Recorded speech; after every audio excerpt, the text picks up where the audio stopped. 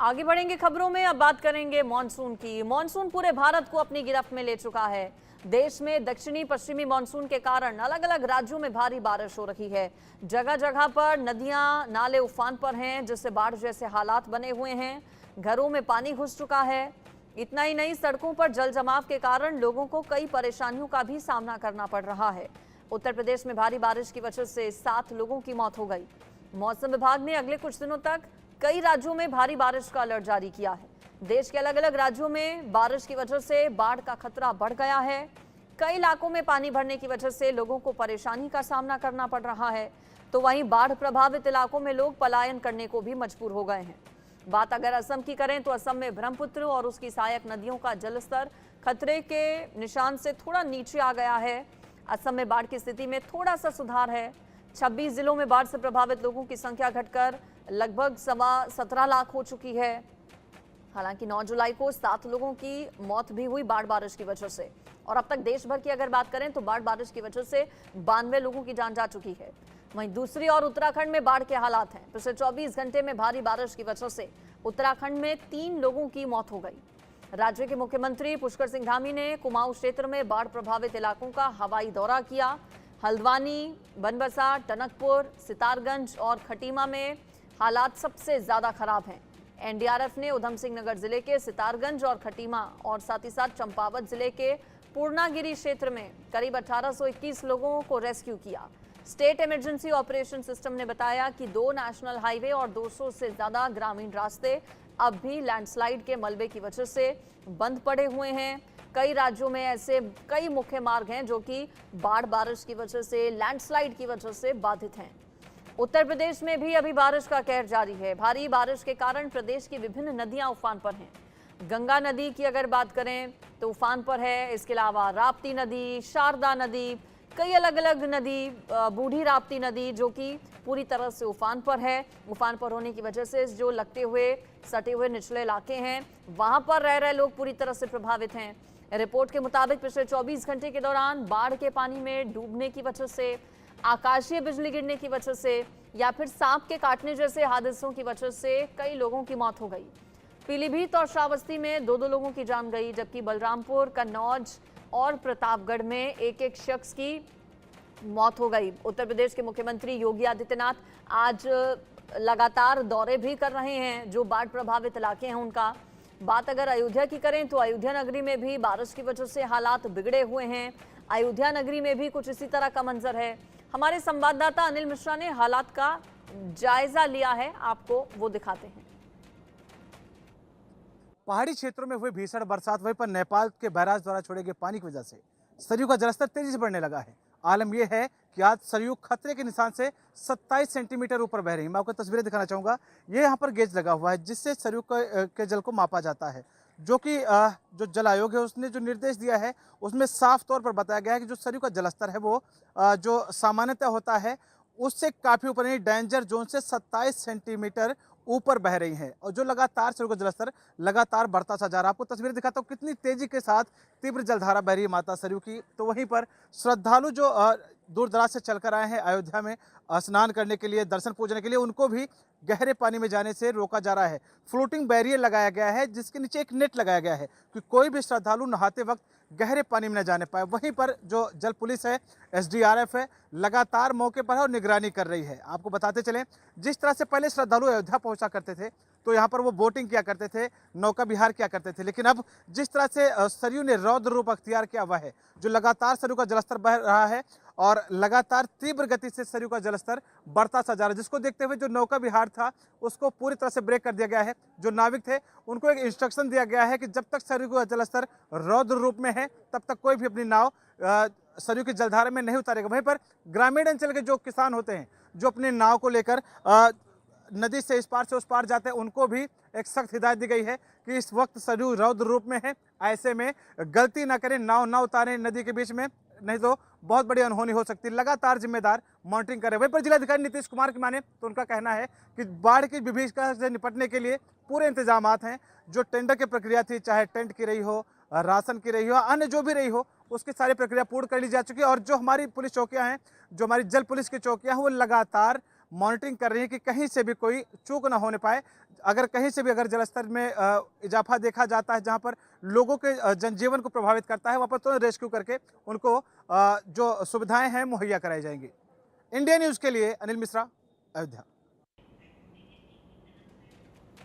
Delhi NCR में हर साल बरसात के मौसम में यमुना का जलस्तर बढ़ने से बाढ़ जैसे हालात देखने को मिलते हैं। बीते साल भी दिल्ली में यमुना के कारण बाढ़ की स्थिति उत्पन्न हो गई थी, जिससे अक्सर दिल्ली वासियों को दिक्कतों का सामना करना पड़ता है। लेकिन इस बार बाढ़ से निपटने के लिए दिल्ली कितनी तैयार है, हमारे संवाददाता ने जायजा लिया। आपको रिपोर्ट दिखाते हैं। दिल्ली एनसीआर में लगातार बारिश हो रही है और मौसम विभाग के माने तो अगले एक हफ्ते तक लगातार बारिश और हो सकती है। ऐसी स्थिति में सबसे ज़्यादा जो दिक्कत आती है वो यमुना किनारे रहने वाले लोगों के साथ आती है।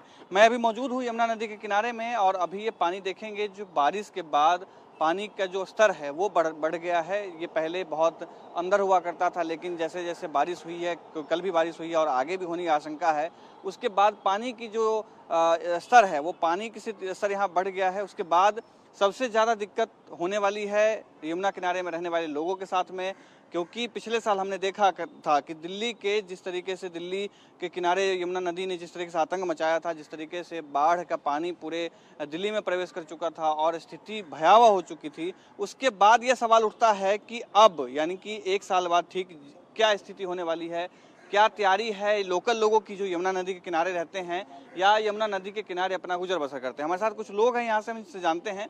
सबसे पहले आपसे शुरू करते हैं, सर क्या है तैयारी इस बार, क्योंकि पिछले साल हमने बाढ़ की स्थिति देखी, इस बार की क्या स्थिति है? सर मेरा नाम पंकज है और वैसे लोग मेरे को पंकज यमुना सेवक के नाम से जानते हैं।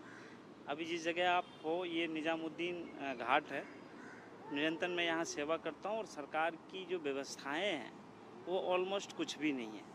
जो लोग यहाँ अपनी ज़िंदगी गुजार चुके हैं, कभी फ्लाईओवर यहाँ बनेगा, कभी फ्लाईओवर वहाँ बनेगा, उसके नाम पे कभी इनको वहाँ शिफ्ट किया जाता है, कभी यहाँ शिफ्ट किया जाता है और उसके बाद जब बाढ़ की स्थिति आती है तो इनको यहाँ से भगाने के काम करते हैं। सरकार के पास इनके लिए कोई इंतजाम नहीं है, कोई इनके लिए मौलिक अधिकार नहीं है और जब भी बाढ़ आती है हमारी दिल्ली ख़त्म हो जाती है। अच्छा, मैं जानना चाहूँगा कि क्या यमुना नदी जब भी बाढ़ आती है तो क्या पहले प्रशासन आकर के आप लोगों को कहती है कि आप लोग से साफ यहाँ से इधर से या कहीं शिफ्ट कर जाइए या इस तरह के कुछ भी इस तरीके का कोई बातचीत कही जाती है? ऐसा कुछ भी नहीं कहा जाता है। ऑलमोस्ट वो रातों रात आते हैं, कहते हैं इसको खाली करो खाली करो खाली करो। लोग आनन फानन में अपना कुछ सामान छोड़ के चाहे कुछ सामान लेके अपना किसी भी तरह यहाँ से निकल जाते हैं। और सरकार की अगर इस पे कोई व्यवस्था हो, जैसे माँ यमुना जी पे अगर ये कोई उचित व्यवस्था करें तो मैं नहीं समझता हूँ जो इनके लिए कोई बड़ी बात है, लेकिन ये कोई व्यवस्था करके ही तैयार नहीं है। वजीराबाद से लेके कालिंदी कुंज घाट साढ़े 27 किलोमीटर यमुना जी हैं, जो सरकार को और दिल्ली एनसीआर में जितने भी लोग रहने वाले हैं निर्मल और अविरल बहती हुई यमुना जी को देखना नहीं चाहते हैं। अगर वो देखना चाहें तो 1 मिनट में ऐसा हो सकता है, लेकिन इस महीने में सरकार भी अंधी है और प्रशासन भी अंधी है, कोई कुछ भी नहीं कर पाते हैं। और यमुना जी नाम के रह गए हैं, ये नाला जी हैं। दिल्ली ऐसे राजधानी शहर में यमुना जी लुप्त हो रही हैं, गायब हो रही हैं, ये बहुत ही दुखद बात है।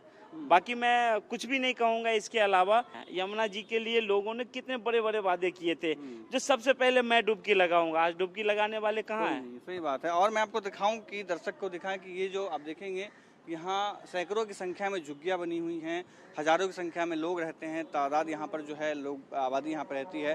और कुछ लोग भी हम सबसे बात करते हैं कि मैम क्या पिछले साल जो बाढ़ जिस तरीके से आया उसके बाद इस बार आप लोगों की क्या तैयारी है यहाँ पे और प्रशासनिक व्यवस्था क्या यहाँ पे बात करने आती है आप लोगों से? नहीं, ऐसा कुछ तो नहीं आती, अभी कोई व्यवस्था भी नहीं है और जब बाढ़ आती है तो इन लोगों को ज़्यादा प्रॉब्लम होती है।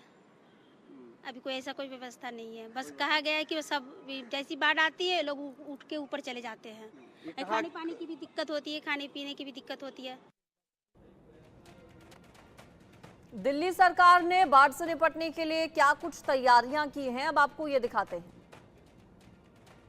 पिछले साल ये वही समय था जब 70 साल पुराना बाढ़ का रिकॉर्ड राजधानी दिल्ली में टूटा था। इस वक्त मैं यमुना नदी पर मौजूद हूं, जहां पिछले साल जो आंकड़ा है इस नदी के पानी का वो इतना ज्यादा भर गया था कि पूरी दिल्ली जलमग्न हो गई थी। जी हाँ, कुछ देर पहले यहाँ आप मंत्री आतिशी भी आई थी जो यमुना नदी का जायजा लेने आई थी। और आपको बता दें कि पिछले साल यमुना नदी में जलस्तर ने पिछले 70 साल के रिकॉर्ड तोड़े थे।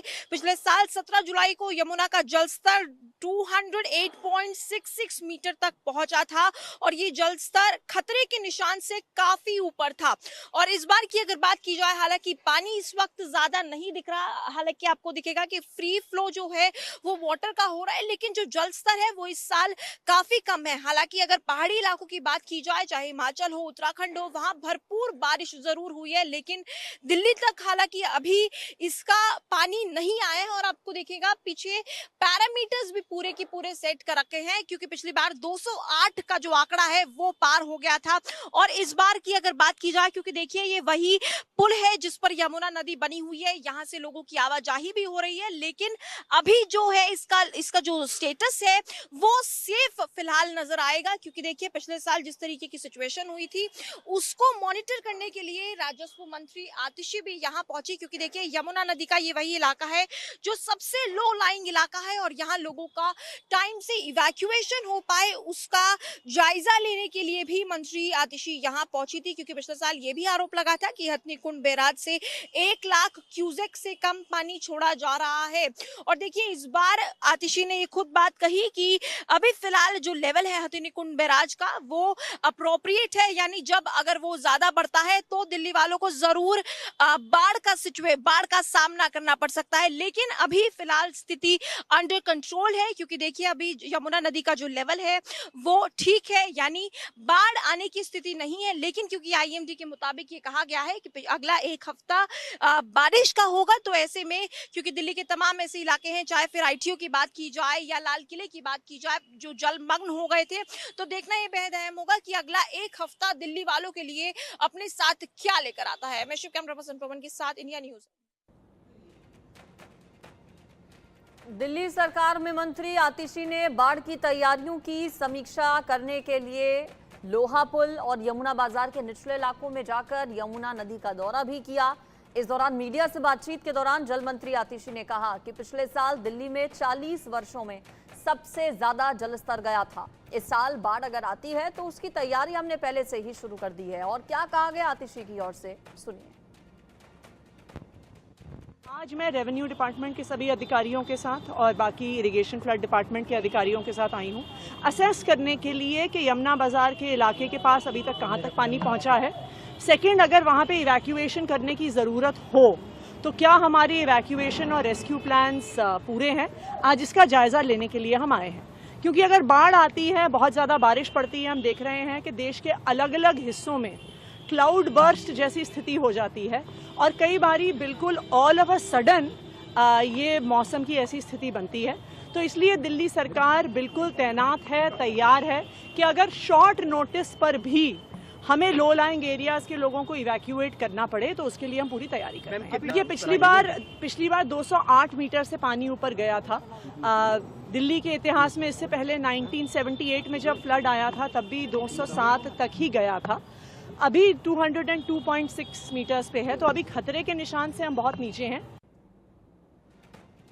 बात अगर बिहार की करें तो बिहार में भी भारी बारिश की वजह से कुछ इलाकों में बाढ़ जैसे हालात बने हुए हैं। राज्य के मधुबनी जिले में भी बाढ़ के कारण रास्तों पर पानी भरा हुआ है। ऐसे में बाढ़ग्रस्त इलाकों में एक अनोखी शादी भी देखने को मिली, जहां घर से बारात लेकर लग्जरी गाड़ी में निकले दूल्हे को बीच रास्ते में ही नाव पर सवार होना पड़ा। दूल्हा नाव से बारात लेकर जैसे तैसे दुल्हन के घर पहुंचा। इसके बाद ये शादी लोगों के बीच अब चर्चा का विषय बनी हुई है। ये 2 अलग अलग तस्वीरें आपको दिखा रहे हैं। दूल्हा निकला घर से था लग्जरी गाड़ी में बारात लेकर बैंड बाजे के साथ, लेकिन आगे रास्ता कुछ नहीं बचा। पानी को पार करके दुल्हन तक पहुंचना था तो नाव पर दूल्हे राजा को सवार होना पड़ा। और इसी तरह दूल्हा नाव पर सवार होकर अपनी दुल्हनिया लेने गया और ये शादी अब बहुत ज्यादा चर्चा का विषय भी बनी हुई है। ना सिर्फ बिहार में बल्कि सोशल मीडिया पर ये वीडियो बहुत ज्यादा वायरल भी हो रहा है।